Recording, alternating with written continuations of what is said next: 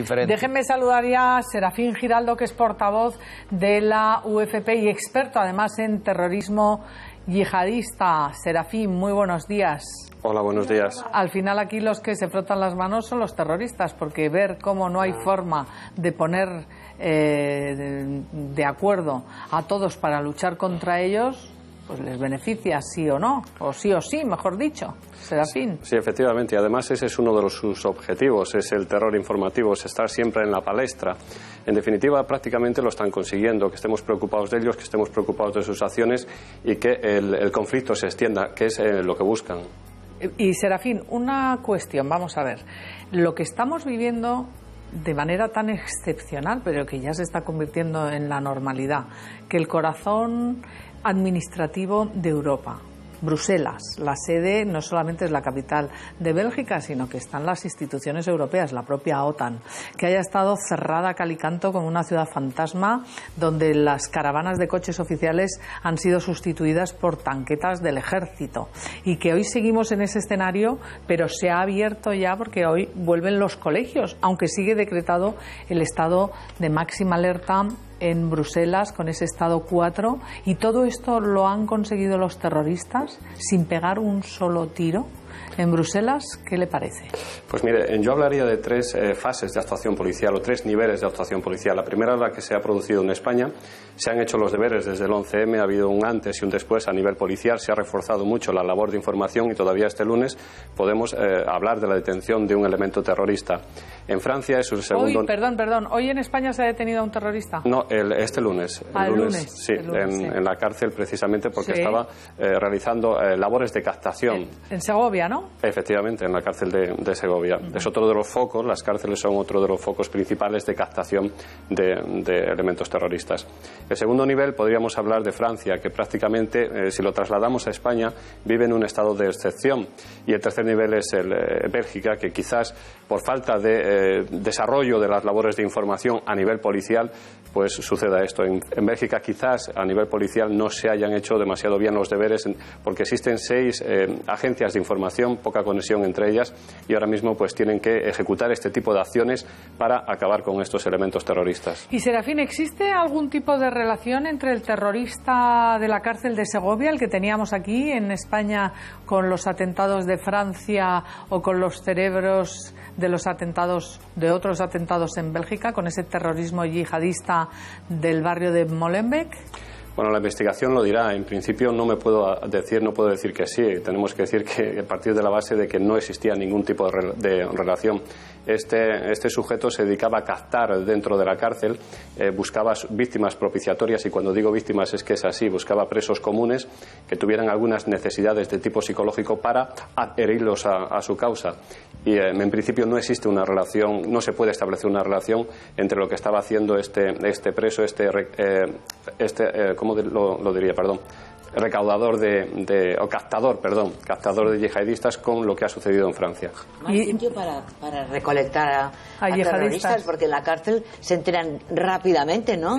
Mal sitio. ¿Eso qué opina Margarita? ¿Es mal sitio o es buen sitio la cárcel? Porque depende, se reclutan muchísimo. Y es fácil enterarse pero enseguida se da cuenta uno, ¿no? No, pero están juntos. El responsable de la cárcel. ¿Cómo se la puede detener si está preso? Será callarle la boca, pero no detener. Es un término sorprendente. Que nos lo explique Serafín. Sí, la cárcel es uno de los principales focos de captación que estamos empezando a detectar. Ha habido una política de dispersión de presos de este tipo, pero aún así no se ha conseguido. Con un preso de este tipo tan radical que esté dentro de la cárcel, pues empieza a ejecutar labores de captación. Busca a sus víctimas propiciatorias que responden a un perfil pues de un preso común que salga pronto de la cárcel, porque necesitan que salga pronto para ejecutar estas acciones terroristas, que tenga alguna deficiencia psicológica, en definitiva que no esté adaptado socialmente. Esto, por decirlo de alguna manera, para que se me entienda, es una especie de secta. Sencillamente se trata de captar a personas necesitadas para ejecutar este tipo de acciones, y las cárceles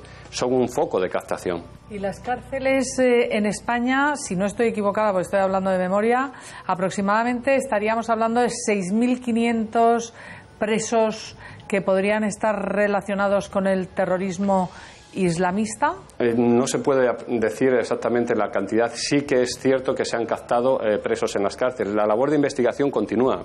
Hemos detenido a esta persona y hay que saber los presos que han tenido relación con él para continuar la labor de investigación. Yo no me refiero a que los hayan descubierto ahí, sino que están por esas causas encarcelados en España, y voy más allá.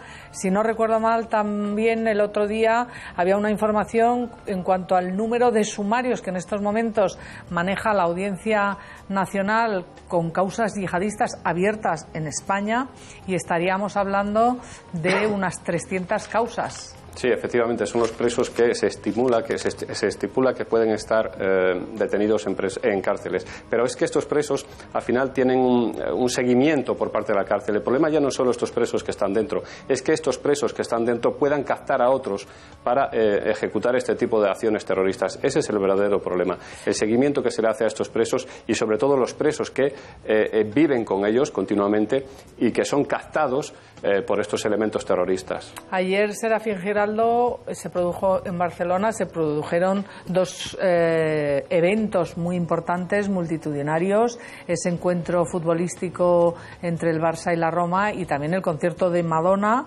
que comenzó con retraso por las labores de seguridad que funcionaron de manera impecable, pero en definitiva se han podido producir, si los ponemos en contraposición con lo que ocurrió, por ejemplo, con ese partido en Hannover, en Alemania, donde se suspendió cuando iba a llegar la presidenta Merkel, o el propio partido en Bruselas, en el Estadio Rey Balduino.